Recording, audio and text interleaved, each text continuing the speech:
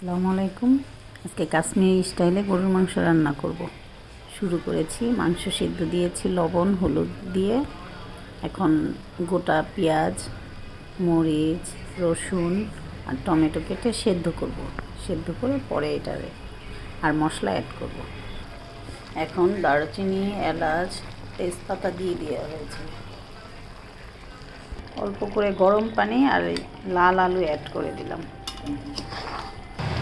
মাংসটা আমার প্রায় সেদ্ধ হয়ে গেছে। এখন আমি 1 কাপ দুধ ব্যবহার করব। আর এই পাশে আমি এটা হলো মাংসের বাগার দেওয়ার জন্য পেঁয়াজ, এখন সব মশলা অ্যাড করব। পেঁয়াজটা বেরেস্তা করে নিই আগে। পেঁয়াজ বেরেস্তা হয়ে গেছে। এখন আদা রসুন দেবো।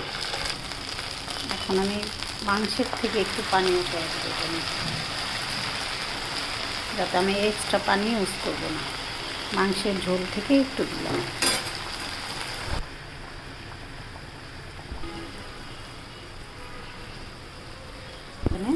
ধনিয়া গুঁড়া, জিরার গুঁড়া, এটা হলো একটা মাংসের মশলা। এটা আমার বাসায় বানানো। আর এই মাংসের মশলাটা আমি কিভাবে বানিয়েছি সেটা আমার একটা ভিডিও আছে, পিনিশে দেয়া, আপনারা দেখে নেবেন। এখন মশলাটা ভাজা হয়ে গেছে।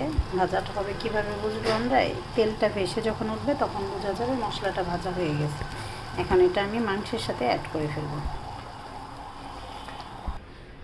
যে দেখেন আমার মাংসের কালার।